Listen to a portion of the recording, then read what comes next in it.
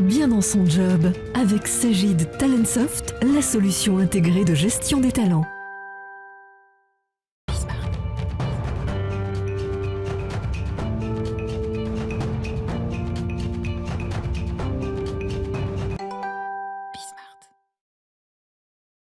Bien dans son job, comment faire pour prendre le pouls des collaborateurs lorsque, et c'est le cas aujourd'hui, ils sont éloignés des centres, des sièges sociaux, qu'ils travaillent à distance et qu'ils ont décidé de travailler très loin. Comment font les managers? Comment font les DRH? On en parle avec Arnaud Testu parce que c'est le cœur de sa réflexion. Bonjour Arnaud. Vous êtes cofondateur de Bloomin, qui est créée en 2016. Et dont l'objectif, start-up, scale-up, puisque vous avez plus de 40 collaborateurs, vous accélérez d'ailleurs, combien? 30 collaborateurs prévus en 2022 là? On est 40 collaborateurs, on prévoit de passer à 70 collaborateurs effectivement sur cette année, oui. Alors, ce qui est intéressant, on va parler de votre entreprise, parce que c'est de la tech, c'est aussi une manière d'aider les collaborateurs à créer du lien, à se parler, en fait, malgré la distance. Mais votre histoire est quand même assez intéressante, parce que vous venez du management classique, dans de la gestion de nettoyage industriel, puis ensuite vous passez à la tech par la formation, vous créez votre boîte, et puis en fait la boîte cartonne, globalement, mais en fait là, déjà il y a une petite étincelle, ça cartonne, mais ça ne se passe pas si bien que ça avec les associés. Et vous dites, peut-être qu'il y a peut-être un problème de feedback, de relationnel. Est-ce que c'est les prémices de Bloomin finalement, tout ça? Tout ce que vous avez vécu? Alors c'est vrai que Bloomin, c'est sûrement l'histoire de ma construction personnelle, effectivement, de management dans le nettoyage industriel, en passant par une start-up dans la musique digitale qui s'appelait MusiWave, dirigée par Gilles Babinet, qui m'a donné effectivement l'envie en fait, de créer ma propre boîte et de surtout me rendre compte de comment c'était important de rendre les collaborateurs autonomes, de leur faire confiance, de cette transparence. C'est autant de choses que j'ai vécues différemment dans mon parcours très particulier. Alors 2016, vous créez l'entreprise Bloomin, je l'ai dit, oui. Et puis il y a le Covid. J'imagine qu'il vous fait accélérer parce que très rapidement, les entreprises atomisent leurs salariés, les obligent à rester à domicile, et puis ensuite les installent, les connectent et vont travailler à distance. Qu'est-ce qu'apporte votre outil? Qu'est-ce qu'apporte Bloomin sur cette question-là? Alors c'est énorme parce que le Covid, quand c'est arrivé, déjà il y a eu un coup d'arrêt pour tout le monde, donc comme pour nous. Après, on a rapidement compris, et aujourd'hui on le voit, le Covid, finalement, c'est un accélérateur, c'est un catalyseur en fait, des changements systémiques qui étaient en marche. Et aujourd'hui, tout a changé. C'est-à-dire que ce qui était en marche, c'était le télétravail. On avait des prémices. Accélération nette. Accélération nette, je rappelle, selon un baromètre de l'IFOP, qu'on est toujours en France 2 fois, on a un retard de 2 fois celui de nos voisins européens. On ne l'a pas rattrapé malgré l'accélération. Ça, c'est intéressant. Voilà. Donc on voit encore, s'agissant de ce qui est essentiel aujourd'hui, on voit qu'on a un levier de ce niveau-là. Et oui, le Covid, ça bouleverse les façons de travailler. Mais avant tout, et ça c'est fondamental, et je pense que c'est un des points clés en fait, de notre métier, de ce qu'on fait chez Bloomin, c'est comment on met le manager à l'action. Aujourd'hui, les gens sont en télétravail, sont en distanciel. Et lui se demande bien comment il fait pour les gérer. Mais il faut complètement réinventer en fait, les postures managériales. C'est aujourd'hui fondamental. Je pense qu'il n'y a pas d'entreprise du futur sans de nouvelles pratiques managériales. Restons un instant sur ce sujet parce qu'il est fondamental, on en parle régulièrement sur ce plateau. Qu'est-ce que vous apportez chez Bloomin justement pour aider? Vous avez été manager, alors pas sous l'ère Covid, mais vous l'avez été. Qu'est-ce que vous leur apportez à ces managers? De la fluidité, du feedback, de pouvoir mieux observer la manière dont travaillent les collaborateurs, d'avoir un retour, des échanges, comment ça marche? Alors c'est intéressant, parce que qu'est-ce qu'on leur apporte? Vous avez parlé de fluidité. Aujourd'hui, on parle d'agilité depuis des années, mais c'est d'autant plus vrai avec la situation en télétravail. On doit pouvoir agir rapidement. Si le manager, d'autant que ses équipes sont à distance, s'il n'a pas un baromètre, s'il n'a pas un thermomètre qui lui donne régulièrement la température de comment vont ses collaborateurs. Bloomin, c'est le thermomètre en fait. Bloomin, c'est le thermomètre. On ne fait rien sans être en capacité d'avoir cette température. Mais ça veut dire que de part et d'autre, entre manager et ses équipes, il faut qu'il y ait une confiance et que chacun joue le jeu. Pour qu'il y ait un thermomètre, il faut qu'il y ait une prise de température et de la température. Il faut quand même que les collaborateurs nourrissent tout cela. C'est fondamental. Je vais essayer de rentrer un peu dans le détail de ce que fait Bloomin, parce que c'est vraiment, par ailleurs, un axe de différenciation de l'écosystème du feedback. Vous parlez de confiance. Aujourd'hui, on a construit un outil qui est basé sur la transparence. Ça fait partie des enjeux que recherchent les gens aujourd'hui dans le monde du travail, la transparence. Qu'est-ce que ça veut dire? Ça veut dire qu'aujourd'hui, quand les collaborateurs répondent à des enquêtes qui sont pilotées depuis la DRH, depuis un manager, depuis un chef d'équipe, ces enquêtes, en fait, sont transparentes. Le collaborateur répond et en temps réel, il voit ce que l'ensemble des autres collaborateurs ont répondu.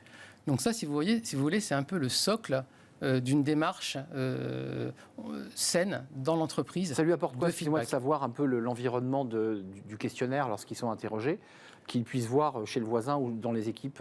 Qu'est-ce que ça lui apporte? Alors, au-delà de lui apporter une idée de benchmark ou de comparaison, c'est ça, ce qui est déjà un premier niveau d'action. Pour pouvoir agir et prioriser ses actions, il faut savoir se situer. Donc ça veut dire que, excusez-moi, le collaborateur ne se sent pas seul parce qu'il se dit, tiens, ce que j'ai dit correspond à peu près à ce que d'autres disent, donc ils sont dans la même situation. Donc on se sent moins seul dans sa galère ou dans ses questionnements. C'est ça, hein? Entre autres. Et c'est là où on rejoint la notion de culture d'entreprise et de transparence dans la culture de l'entreprise. Le manager va recevoir finalement cela. Qu'est-ce que lui, il en tire? Parce qu'une fois qu'on a regardé la température de son équipe, qu'est-ce qu'il met en place? Il sent qu'il n'y a plus de motivation, il sent qu'il y a un désengagement, il a des vibrations qui ne sont pas bonnes. Qu'est-ce qu'il fait avec tout ça? Alors, ce qu'on donne au manager, en fait, c'est les outils de passer à l'action. Si vous voulez, un thermomètre, c'est simple, ça vous donne une température, c'est très simple. Aujourd'hui, ce qui a de la valeur, c'est la question ouverte. Oui.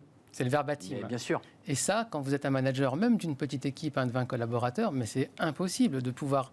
Si vous avez 2 questions ouvertes, vous lisez les collaborateurs. C'est la base du journalisme, parce que si on pose que des questions fermées, ça ne marche pas. Voilà, ça ne marche pas. Donc comment on analyse ça humainement? C'est ultra chronophage. Donc en fait, nous, on vient simplifier ça. Alors ça se fait par de la technologie, ça se fait par ce qu'on appelle de l'intelligence artificielle. Et puis amène des comptes rendus, des notes, des choses un peu plus digest, en fait. C'est ça la réalité. C'est exactement ça. On va synthétiser en fait les sujets sur lesquels le manager doit travailler en priorité pour avoir un impact plus important sur, pas forcément l'expérience collaborateur, mais sur ses objectifs à lui. Et c'est ça ce qui est important. Oui, d'accord. Donc ça revient du bas, ça remonte au manager et grâce à l'outil, il voit finalement une sorte d'aide au pilotage. Il sait qu'il y a des priorités, il va falloir qu'il aille plus par là et moins par là, puisqu'il va avoir quand même des éléments très concrets sur lesquels s'appuyer. Il a des éléments concrets qu'il va pouvoir suivre dans le temps. Mais pour rebondir sur ce que vous disiez, oui, ça vient du bas, ça remonte jusqu'au manager, mais on travaille avec une idée de boucle où le collaborateur a aussi un feedback des actions qui ont été menées.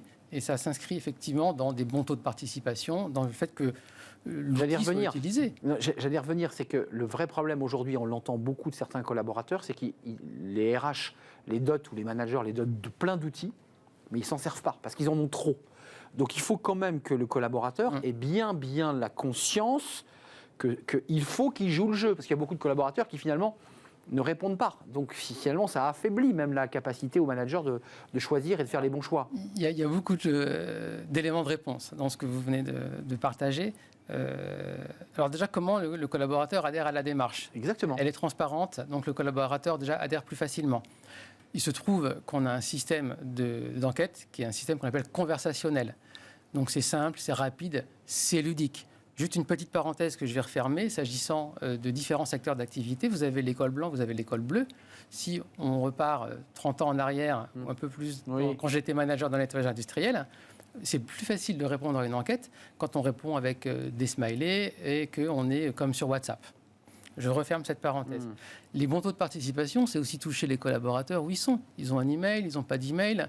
On travaille avec d'aller les chercher par toutes les sources. Grande distribution. Ouais. Est-ce que c'est sur Slack? Est-ce que c'est sur un réseau social d'entreprise? Est-ce que c'est par SMS? Et là, vous allez cheminer sur l'ensemble des réseaux possibles. C'est ça. Si vous sentez qu'il ne répond pas sur Internet, il faut aller le chercher sur WhatsApp. En fait, lui, il est sollicité là où ça fait sens pour lui. Donc, c'est ce que permet notre plateforme. Ensuite, le manager doit, et vous dites, finalement, c'est une aide au pilotage. C'est bien ça, Blooming. C'est une aide au pilotage. J'ai des verbalises qui sont structurées avec les sujets dont on parle le plus dans les verbatims, pondérées avec l'importance qu'ils ont sur mon objectif. Si mon objectif, c'est de mesurer comment la diversité est gérée dans l'entreprise, je vais avoir des indicateurs où les verbatims seront analysés sous cet angle-là. Oui, un angle éditorial dès le départ. Il y a des choix, j'allais dire éditoriaux, ça c'est un mot de journalisme, mais il y a des choix stratégiques de base. Alors, ce pour faire l'analogie avec les choix éditoriaux, nous, c'est ce qu'on appelle des cas d'usage. En 2 mots, et c'est clé, on peut dire qu'on mesure l'expérience collaborateur, mais réellement, il y a des besoins différents par entreprise. Chaque entreprise a ses besoins. Mais évidemment. Chaque entreprise est différente. Donc vous avez typiquement un cas d'usage qui est l'engagement et la QVT, la qualité de vie au travail. Parce que c'est l'entreprise, celle-ci s'est dit, on fait focus là-dessus. Vous avez une verticale qui va être le travail hybride et le télétravail. Et on va aider les managers à s'améliorer et les accompagner sur ce sujet-là. Il nous reste peu de temps, mais juste bien. en quelques mots, j'entends bien, Blumin, ça va aussi s'adapter dès le départ à la demande de l'entreprise et va adapter son outil évidemment à la demande. C'est fondamental. Et ce n'est pas un outil type que vous implémentez. C'est la clé. On est une plateforme SaaS, mais qui s'adapte 100% à la culture de l'entreprise. Merci Arnaud Testu d'être venu nous rendre visite avec Blumin. C'est facile, c'est écrit sur votre suite, très beau logo. Merci de nous avoir rendu visite avec une scale-up qui va embaucher 30 personnes. Allez donc jeter un œil sur le site ou l'onglet recrutement de chez Blumin. 30 collaborateurs en 2022. Il y a peut-être un poste de la tech, j'imagine, c'est dans la tech. On a beaucoup de postes tech, beaucoup de postes sales, et c'est très difficile de recruter, mais c'est aussi ce à quoi sert Blumin, notamment, je terminerai peut-être avec ça, pour la mesure du parcours candidat. C'est très difficile de recruter, il ne faut pas perdre les candidats pendant le recrutement. Évidemment. Merci Arnaud Testu de nous avoir rendu visite. Justement, on parlait des entreprises qui s'engagent avec notre partenaire Un Jeune, une solution, et on va accueillir une entreprise qui s'engage. C'est tout de suite.